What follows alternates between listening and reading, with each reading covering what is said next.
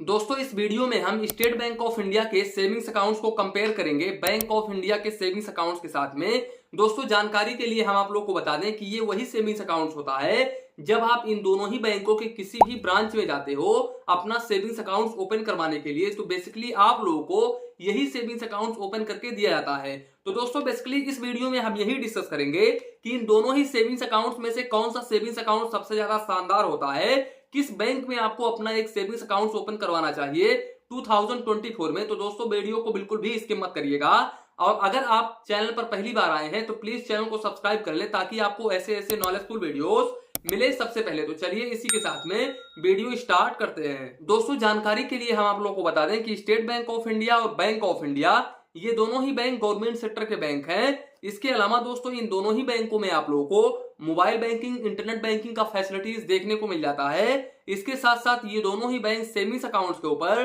Chequebook, passbook, ATM card offer करते हैं। दोस्तों अगर हम पैसे सुरक्षित होने की बात करें तो ये दोनों ही बैंक DICGC से इंश्योर होते हैं। DICGC का पूरा नाम है deposit insurance credit guarantee corporation, जो कि RBI की एक सब्सिडी बॉडी है, जिसके अंतर्गत हर बैंक के हर कस्टमर को 5 लाख रुपए तक का इंश्योरेंस बिल्कुल फ्री में प्रोवाइड किया जाता है। दोस्तों अगर आप इन दोनों ही बैंकों में से किसी भी एक बैंक में अपना एक सेविंग्स अकाउंट ओपन करवाते हो और वो बैंक अपने लाइफ में कभी भी डूब जाता है तो ऐसे केसेस में आप लोग का 5 लाख रुपए तक का अमाउंट बिल्कुल आसानी तरीके से मिल जाएगा। अब बात करें दोस्तों अगर हम एलिजिबिलिटी क्राइटेरिया की, तो आप यहां पर इन दोनों ही बैंकों में 10 ईयर से अपना एक सेविंग्स अकाउंट ओपन करवा सकते हैं। हालांकि जब आप 10 ईयर से अपना एक सेविंग्स अकाउंट ओपन करवाते हैं तो वो पूरी तरह से माइनर के कैटेगरी में होता है और उसको पेरेंट्स मेंटेन करते हैं। बात करें दोस्तों अगर हम डॉक्यूमेंट की, तो आप Aadhaar card, voter ID card, driving licence, इसके अलावा पैन कार्ड, आप कोई भी लीगल डॉक्यूमेंट्स दे करके आप इन दोनों ही बैंकों में से किसी भी एक बैंक में अपना एक सेविंग्स अकाउंट ओपन करवा सकते हैं। बात करें दोस्तों अगर हम इंटरेस्ट रेट की, तो यहां पर state bank of India savings accounts के ऊपर 2.70% का रेट ऑफ इंटरेस्ट ऑफर करता है, जबकि bank of India savings accounts के ऊपर 2.75% का रेट ऑफ इंटरेस्ट ऑफर करता है। दोस्तों बात करें अगर हम एफडी की, तो यहां पर आप अगर स्टेट बैंक ऑफ इंडिया में अपना 1 ईयर का एफडी ओपन करवाते हो या फिर बैंक ऑफ इंडिया में अपना एक एफडी ओपन करवाते हो, तो यहां पर दोनों ही बैंक सेम ही रेट ऑफ इंटरेस्ट ऑफर करते हैं। यहां पर आप लोगों को 6.80% पर एनम का रेट ऑफ इंटरेस्ट ऑफर किया जाता है। वहीं पर अगर आप सीनियर सिटीजन की कैटेगरी में आते हैं तो ऐसे केसेस में आप लोगों को 7.30% पर एनम का रेट ऑफ इंटरेस्ट ये दोनों ही बैंक ऑफर करते हैं। बात करें दोस्तों अगर हम मिनिमम बैलेंस की, तो SBI के ओल्ड रिकॉर्ड में लिखा गया है कि रूरल में 1000 रुपीज, सेमी अर्बन में 2000 रुपीज, अर्बन और मेट्रो सिटीज में आप लोगों को 3000 rupees quarterly average balance maintain करना होता है, जबकि SBI के नए रिकॉर्ड में मिनिमम बैलेंस का कोई उल्लेख ही नहीं है, ना ही तो मिनिमम बैलेंस चार्जेस का कोई उल्लेख है। बात करें दोस्तों अगर हम मिनिमम बैलेंस की,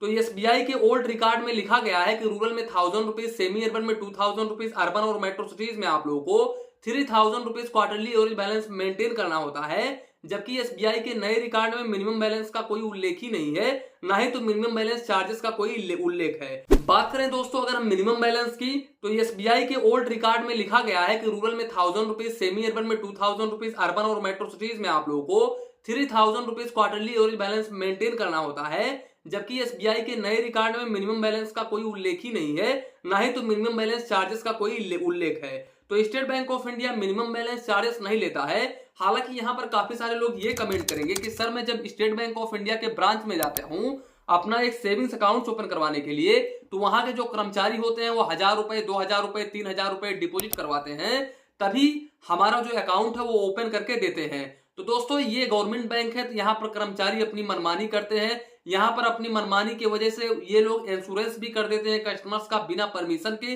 तो इसके बारे में हम कुछ कह नहीं सकते हैं दोस्तों। इसके अलावा अगर आप ओपन करना चाहते हैं स्टेट बैंक ऑफ इंडिया में सेविंग्स अकाउंट और आप एक भी रुपीज डिपॉजिट नहीं करना चाहते हैं, आपके पास में प्रेजेंट टाइम में तो है नहीं, तो आप SBI योनो के माध्यम से अपना सेविंग्स अकाउंट महज 10 मिनट के अंदर अंदर ओपन कर सकते हैं। अगर आपके आधार कार्ड से पैन कार्ड लिंक है, इसके अलावा आधार कार्ड से मोबाइल नंबर लिंक है, तो आप अपने मोबाइल फोन से ओपन कर सकते हैं। दोस्तों बात करें अगर हम बैंक ऑफ इंडिया की, तो बैंक ऑफ इंडिया में रूरल और सेमी अर्बन के कस्टमर्स को 500 रुपए, वहीं पर मेट्रो सिटी और अर्बन के कस्टमर्स को 1000 rupees quarterly average balance maintain करना होता है। और यहां पर आप बैंक ऑफ इंडिया में अपना क्वार्टरली एवरेज बैलेंस मेंटेन नहीं करते हो, तो ऐसे केसेस में रूरल और सेमी अर्बन के कस्टमर्स को 100 रुपए प्लस GST और मेट्रो सिटी और अर्बन के कस्टमर्स को 200 रुपए प्लस जीएसटी क्वार्टरली चार्जेस देना होता है प्रति 3 महीने में। बात करें दोस्तों अगर हम चेकबुक की, तो स्टेट बैंक ऑफ इंडिया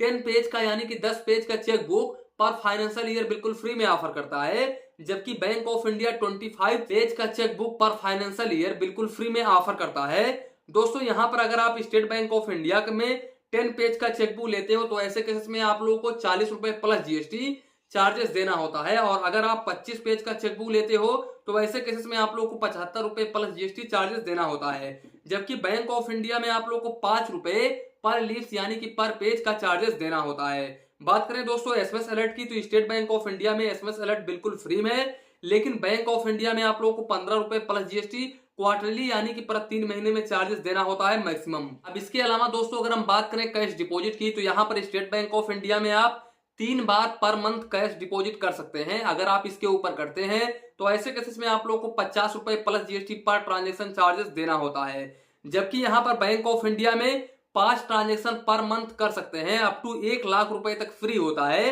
अगर आप इसके ऊपर करते हैं तो ऐसे केसेस में मिनिमम 50 रुपए प्लस जीएसटी और उसके बाद में 10 रुपए पर लाख के हिसाब से आपको चार्जेस देना होता है प्लस जीएसटी। दोस्तों बात करें अगर हम कैश विड्रॉवल की, तो स्टेट बैंक ऑफ इंडिया के मिनिमम बैलेंस के ऊपर डिपेंड करता है कि आप जितना मिनिमम बैलेंस मेंटेन करते हो उसी के अकॉर्डिंग आप लोगों को लिमिट दिया जाता है कि आप इतने बार पैसे निकाल सकते हो। हालांकि यहाँ पर स्टेट बैंक ऑफ इंडिया में आप मिनिमम बैलेंस मेंटेन करो या फिर ना करो, यहाँ पर मिनिमम जो है वो 2 फ्री पर ट्रांजेक्शन दिया जाता है पर मंथ, यानी कि 2 बार आप पैसे निकाल सकते हो स्टेट बैंक ऑफ इंडिया के ब्रांच से या फिर दूसरे बैंक के ब्रांच से, अगर आप मिनिमम बैलेंस कुछ भी मेंटेन नहीं करते हो तो। वहीं पर अगर आप इस लिमिट को क्रॉस करते हो तो 50 रुपए plus GST per transaction charges देना होता है, जबकि बैंक ऑफ इंडिया में आप 5 बार पैसे निकाल सकते हो, और अगर आप इस लिमिट को क्रॉस करते हो तो ऐसे केसेस में आप लोगों को 150 रुपए plus GST per transaction charges देना होता है, तो इस बात का ध्यान रखें। बात करें दोस्तों अगर हम ऑनलाइन ट्रांजैक्शन की, तो आप इन दोनों ही बैंकों में अनलिमिटेड ऑनलाइन ट्रांजैक्शन कर सकते हैं मोबाइल बैंकिंग इंटरनेट बैंकिंग के जरिए।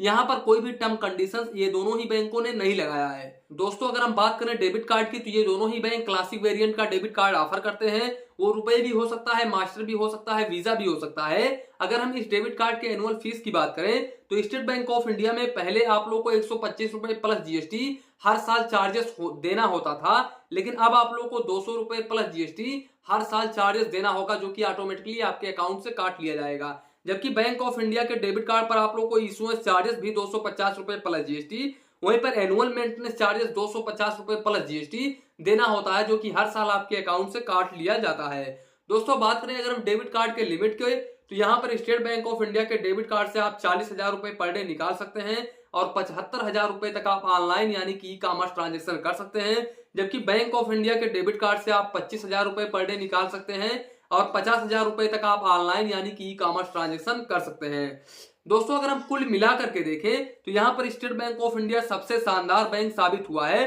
क्योंकि state bank of India service charges काफी लो ले रहा है बैंक ऑफ इंडिया से। वैसे दोस्तों अगर हम सर्विसेज की बात करें तो स्टेट बैंक ऑफ इंडिया भी गवर्नमेंट सेक्टर का बैंक है और बैंक ऑफ इंडिया भी गवर्नमेंट सेक्टर का बैंक है। हालांकि स्टेट बैंक ऑफ इंडिया के ब्रांचेस की अगर हम बात करें, एटीएम की बात करें, तो बैंक ऑफ इंडिया के मुकाबले इसके काफी ज्यादा ब्रांचेस हैं और ये इंडिया का नंबर 1 बैंक है, तो यहाँ पर हम स्टेट बैंक ऑफ इंडिया को रिकमेंड करेंगे। वैसे दोस्तों दोनों ही बैंक काफी शानदार बैंक हैं, आप जिसमें चाहें उसमें अपना एक अकाउंट ओपन करवा सकते हैं। दोस्तों ये वीडियो ओनली एजुकेशन पर्पस बनाया गया है। इसी के साथ में वीडियो समाप्त करते हैं। वीडियो पसंद आया हो तो प्लीज वीडियो को एक लाइक करिए और अपने चैनल फाइनेंस बैंकिंग को सब्सक्राइब करिए। मन में कुछ डाउट हो, कंफ्यूजन हो तो प्लीज कमेंट करिए। धन्यवाद, मिलते हैं नेक्स्ट वीडियो में।